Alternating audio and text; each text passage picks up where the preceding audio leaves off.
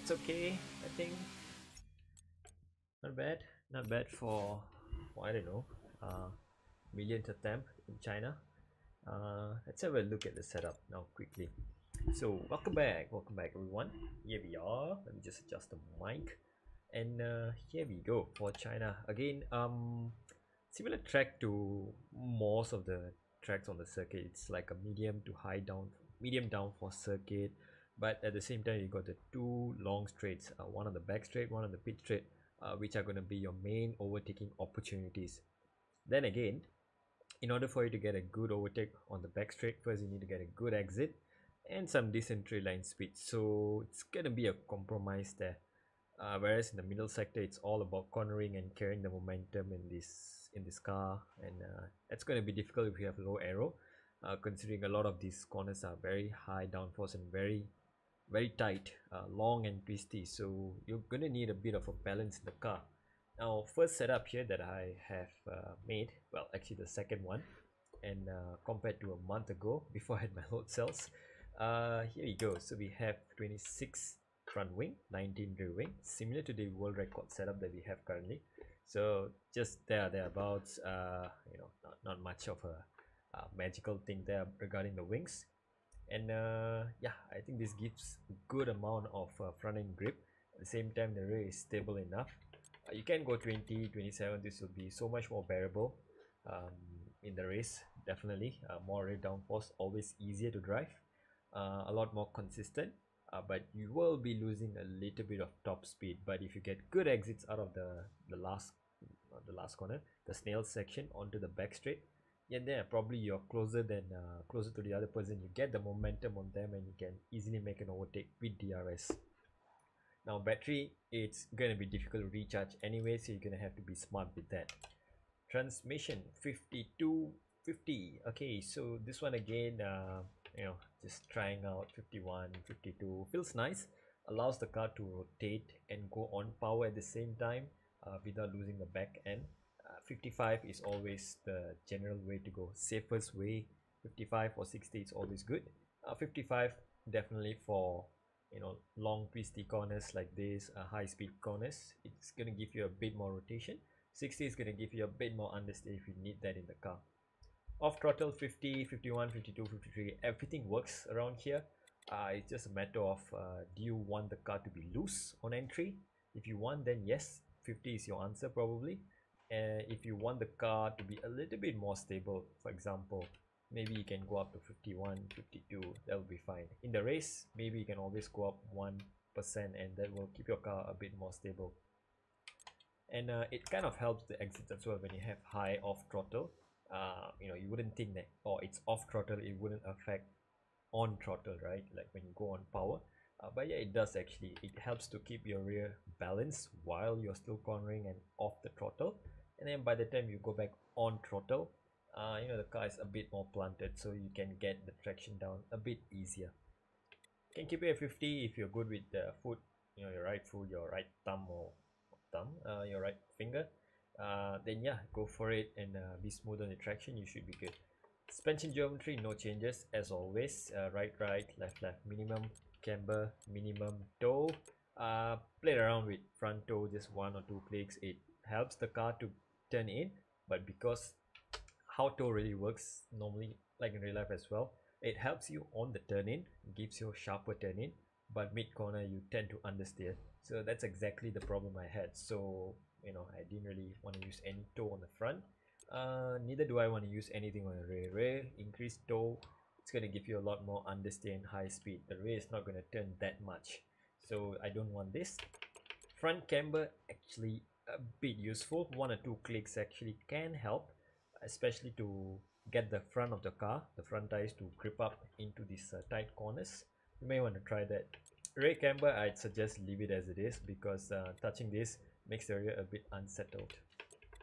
Suspension, ooh, there you go. So some magic ooga booga going on over here. Now I started off with 216165, the setup that I have from a month ago, and I can achieve the same lap time, but at the same time I just want to show you the possibilities there are with the setup, what you can do, and how you can achieve better lap times maybe. So for front suspension, this keeps the front a bit more planted on entry. A rear suspension increased one click. This is to allow the rear to loosen up a bit more on corner entries as well. And when you take curbs, this is going to make sure the rear doesn't bounce too much on the curbs. So technically 11 rear suspension might be the best to just jump over a curb, but it's going to induce a lot of oversteer on entry. So just 2 3 just fine.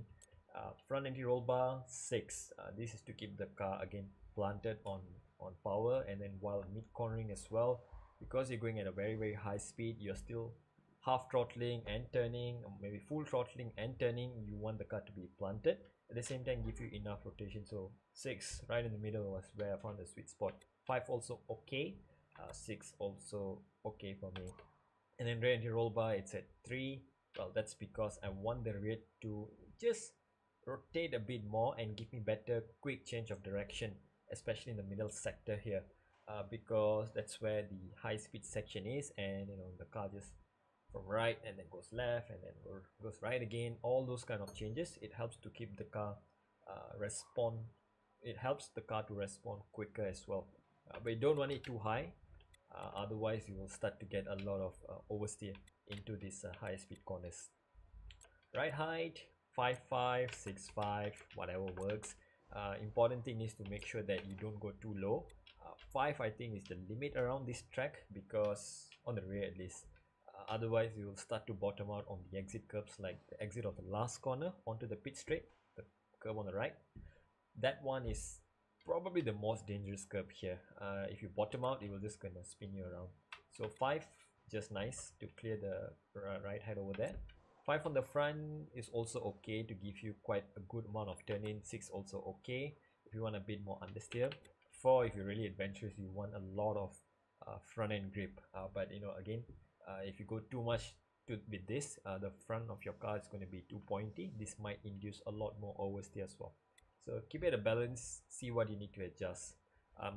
Otherwise, start off with the safer setup that I had. 2-1, 6-1, 6-5. This also works. 5-1, 6-1, anything works. It's all going to come down to your driving preference as well. If you want more understeer on exits, you can go up. You want more rotation while you're on power, yeah, you can go down, or you can reduce the front right height. Either way will work. So a lot of possibilities. You have to experiment, of course. One setup doesn't fit everyone. Brakes 150, the usual, no changes here. The usual thing with the brakes, no questions, I suppose. And we move on to tires. So China again, it burns up the tires pressures also, in terms of temperature and also tire wear. So that's one reason why you may want to run slightly high downforce, 1 or 2 clicks than usual. And also at the same time, tire pressures, you want to keep them, you want to start off with minimum tire pressures on all tires excuse me, so that you don't overheat them at all. Ideally you want to keep them around 90 to 95, 96 in the carcass temperature. Surface temperature, yeah, you can go a bit higher, but if your surface temperature is going beyond 120, 130, you're probably driving too roughly, or your setup is too understeery, or too oversteery. It could be either way. So you want to look after the carcass temperature, make sure they don't overheat beyond 95, 96. Whether you are on medium or hard tires, regardless if it's a half fuel or full fuel load, you want to make sure your tire temperatures are in the correct range. It's okay if they are like 88, 89, 90, they're still fine. You don't it's better to be a bit cooler than for it to be too hot, because once it's hot, it's difficult to bring it down. Whereas if it's cold, you can just weave around, drive a bit more aggressively, and bring tire temps into the tires again. I ran 2 clicks, 3 clicks, it all just works nicely, whichever way you feel it's working out for you, depending on which tire you start, conditions as well. If it's hot conditions, you want to go lower. If it's like fully overcast, you probably can get away with 3 clicks. So yeah, there we go. A recap on the setup: 26-19 wings, maybe 27-20 if you want to go high downforce. It's gonna give you a lot better exits as well. and a lot more stability and consistency while cornering.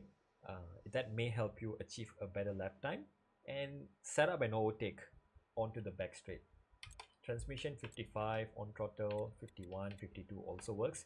Safer is to keep it at 55, off throttle at 50 or 51. 51 is a bit more stable in the race. 50 in qualifying, of course, you want to maximize your lap time. No changes in suspension geometry, right, right, left, left, as always. Suspension 21, 51, 65. This is the baseline, the safer setup that you want to do. 61 also works on the anti-roll bars. If you want to go like full Frankenstein like I did just now, 4.2 suspension, 6.3 anti-roll bar, 5.5, 6.5 right hand also works. 150 brakes and minimum front tire pressures. Start minimum at the rears and then go up if you feel they can hold the temperature. It's going to give you a bit better stability for the rear tires as well. For the rain, just chuck on more downforce, +5, +6 maybe. If it's going to be inters all the way, yeah, definitely go higher.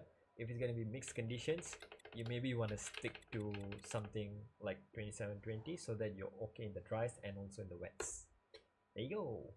And yeah, for the rain, you may want to increase the ride height by 1 click each. At 6.6 they are just fine to drive in the wets.